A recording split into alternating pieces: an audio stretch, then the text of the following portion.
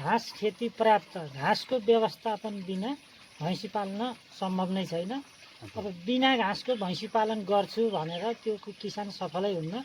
अहिले किसानहरू सफल नभएको कारण के हो भन्दा आफ्नो रैथाने घाँस अथवा हरियो घाँस जसले बढी उत्पादन गरेर भैँसी पाल्यो त्यो किसान सफल भयो।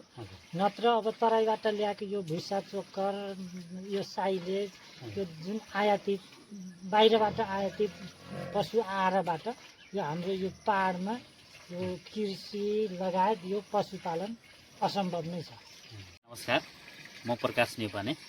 म यति बेला वाली नगरपालिका वार्ड नम्बर 2 सियालीमा छु। यो 4G एग्रो फर्मका सञ्चालक मोहन प्रसाद रेग्मी हुनुहुन्छ। उहाँले विगत लामो समयदेखि कृषि पालन र तरकारी खेती गर्दै आउनुभएको छ। उहाँकै फर्ममा बसेर मैले उहाँसँग थोरै अन्तर्वार्ता लिन गइरहेको छु। मोहनजी नमस्ते। नमस्ते। हजुरको परिचयसँगै हजुरले कहिलेदेखि यो व्यवसाय सुरुवात गर्नुभयो त्यसको विषयमा छोटो जानकारी गराउनु न। मेरो नाम Mohan Prasad Regmi.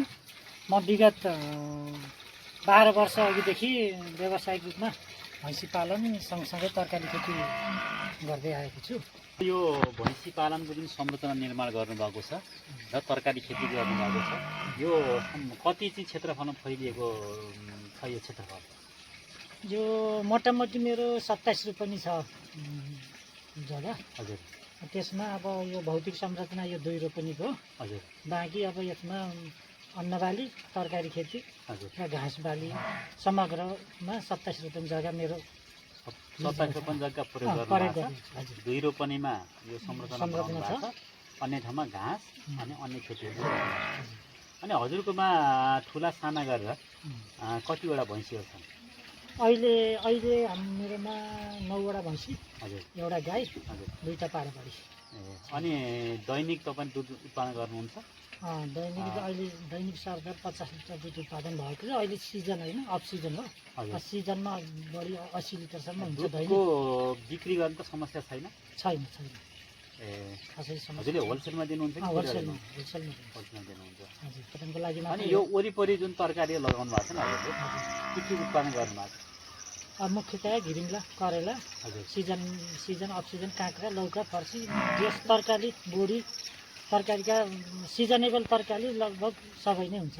Season of season पनि हुन्छ, तर सिजनमा जे फल्छ त्यो सबै नै जस्तो। अब मेरो एउटा व्यक्तिगत रूपमा एउटा व्यापारीलाई मैले कन्ट्याक्ट गरेको छु। उहाँलाई चाहिने जति भिन्डी, खुर्सानी, फर्सी जे छ चाहिएको जति अथवा उत्पादन भए जति उहाँ एउटा व्यापारी आउनुहुन्छ अनि उहाँले लैजानुहुन्छ। अनि हजुरले जुन अब भैँसी पालन गरिराख्नु भएको छ, तरकारी खेती गरिराख्नु भएको छ होइन, यसको चुनौती के छ, समस्या के छ र सम्भावना चाहिँ के देख्नुहुन्छ? अनि अहिले त मुख्य तरकारी र अन्नबालीको लागि त अब मुख्य समस्या जङ्गली वन्यजन्तुकै हो। मुख्य त अहिले बाँदरकै समस्या भयो, त्यसपछि मृग अनि खरायो अनि मुसा त सबैको समस्या हो है। अब व्यावसायिक रूपमा अब यो भैँसी पालनको लागि त अब घाँसकै समस्या हुन्छ। घाँस हाम्रो अब पहाडमा जग्गै कम हुन्छ, आफ्नो व्यक्तिगत जग्गा कम, सबैको कम नै हुन्छ। यहाँ प्लटिङ छैन, त्यसपछि अब अरूकै जग्गा भाडामा लिँदा महँगो पर्छ। अनि मुख्यत कृषि पशुपालनको लागि त घाँस नै हो मुख्य। घाँसको लागि त जमिनै हो। यहाँ जमिन नै अपर्याप्त छ। अब भाडामा लिए महँगो पर्छ, आफ्नो जग्गा कम छ। अब घाँसकै समस्या, जमिनको एउटा समस्या। जमिनको समस्या। घाँस पनि अब चाहिँ लगाउनलाई समस्या नै हुन्छ। हजुर। अरू के छ जस्तो अरू जस्तो रोग लाग्नेदेखि लिएर अनि केही चाहिँ अब आफूलाई समस्या पर्दाखेरि तुरुन्तै चाहिँ अब समस्या हल गर्नको निम्ति के छ त्यस्तो समस्याहरू तपाईँलाई परिराखेका, तपाईँले भोगिराखेको समस्या? यस्तो अब त्यो नर्मली समस्या त हुन्छ नि अब पशुपालनमा, रोग व्याधि लाग्ने अब त्यो त सामान्य हो। तर यो मुख्य त्यो महामारी रूपमा आउँछ नि, महामारी आउने रोगको लागि त हामीले अब खासै केही गर्न सकिन्न। नत्र नर्मल यो सामान्यतया हुने रोगको लागि त अब पशु सेवा शाखा अब प्राविधिक लगायत आफै पनि अब विगत 12 वर्षदेखि पशुपालन गर्दै आएपछि आफै पनि अनुभव भयो। त्यस्तो खासै ठुलो समस्या छैन। ठुलै राष्ट्रिय रूपमै समस्या आएको रूपलाई त हामीले केही गर्न सकिँदैन। हजुरले यो पशुपालन भैँसी पालन गर्न थालेको 12 वर्ष भयो हजुर। होइन?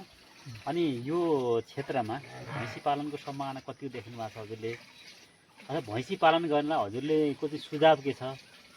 यो मुख्य भैँसी पाल्ने किसानहरूलाई मेरो मुख्य सुझाव के हो भन्दा घाँस खेती पर्याप्त घाँसको व्यवस्थापन बिना भैँसी पाल्न सम्भव नै छैन। अब बिना घाँसको भैँसी पालन गर्छु भनेर त्यो किसान सफलै हुन्न। अहिले किसानहरू सफल नभएको कारण के हो भन्दा आफ्नो रैथाने घाँस अथवा हरियो घाँस जसले बढी उत्पादन गरेर भैँसी पाल्यो त्यो किसान सफल भयो। नत्र अब तराईबाट ल्याएको यो भुसा चोकर, यो साइलेज, यो जुन आयातित बाहिरबाट आयातित पशु आहारबाट यो हाम्रो यो पाहाडमा यो कृषि लगायत यो पशुपालन असम्भव नै छ। यो रहरको लागि 1 वर्ष 2 वर्ष पाल्ने हो। टिकाउको लागि र स्थायित्वको लागि त घाँस खेती नै। पहिला घाँसको व्यवस्थापन गरेर बल्ल पशुपालनको योजना बनाउँदा राम्रो। आगो 1 वर्षपछि भैँसी पाल्ने हो भने 2 वर्ष अघिदेखिको घाँसको व्यवस्थापन, जग्गाको व्यवस्थापन गरेर मात्रै भैँसी पालन अथवा पशुपालन गर्नु होला भन्ने मेरो सुझाव छ। अनि हजुरहरूले यहाँ नियमित रूपमा काम गर्ने अरू कोही राख्नु भएको छ कि आफूले नै गर्नु भएको छ? फेरि अब महिनामा 10-8 दिन 5 दिन बढी रूपमा घाँस काट्नु पर्दा क्यार्दा धान काट्दा गहुँ काट्दाखेरि बोलाउने खेतालाको हिसाबले हामीले पार्ट टाइम दिनगन्तीमा पार्ट टाइममा हामीले अब खेताला बोलाइन्छ।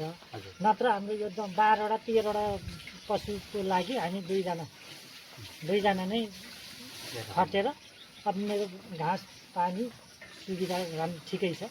हामी 2जनाले नै हामी व्यवस्थापन गरिरहेको छौँ। अनि के छ तपाईँको 12 वर्ष भयो यो व्यवसाय गर्न लागेको होइन? तरकारी लगाउनु भएको छ, भैँसी पालन गर्नुभएको छ। तपाईँ 2जना मुख्यतः घर परिवार 2जना काम गरिरहँदाखेरि तपाईँको खर्च र आम्दानीको चाहिँ स्थिति के छ? यस्तो अब हामी 2जना आफ्नो हिसाब हुँदैन। कति बचाउन सकिने स्थिति छ? बचाउनु त अब हामीले मोटामोटी वार्षिक 12 देखि 15 लाख हाम्रो बचत हुन्छ सबै खर्च कटाएर। आफ्नो मिहिनेतको त हिसाब हुँदैन है। तर नगदमा हिसाब गर्दा टोटलमा हिसाब गर्दाखेरि वर्षको 12 देखि 15 18 लाखसम्म हाम्रो कमाइ हुन्छ। त्यसैले नै खर्च व्यवस्थापन आदि इत्यादि पढाइ खर्च लगायत सबै यहीँबाटै चलिरहेको छ। त्यसो गर्दा नि बचत छ, राम्रो छ, यस सन्तुष्टि छ। ल हजुरको व्यवसाय सफल होस्। भैँसी पालन गर्दै आउनुभएका मोहन प्रसाद रेग्मीसँग म त कुराकानी गरेँ। एउटा सफल व्यवसायको रूपमा उहाँ विकास गर्दै हुनुहुन्छ। सफल व्यवसायको रूपमा हाम्रो आफूलाई परिचित गराउँदै हुनुहुन्छ। धेरै मान्छेहरूलाई भैँसी पालन गर्नेलाई निकै राम्रो सुझाव र सल्लाह पनि उहाँले दिनुभएको छ। त्यो भिडियो अन्तिमसम्म हेरेर आफ्नो प्रतिक्रिया दिनु होला भन्दै म पनि उहाँसँगको छोटो कुराकानी गरेर बिदा हुन्छ। धन्यवाद। नमस्ते।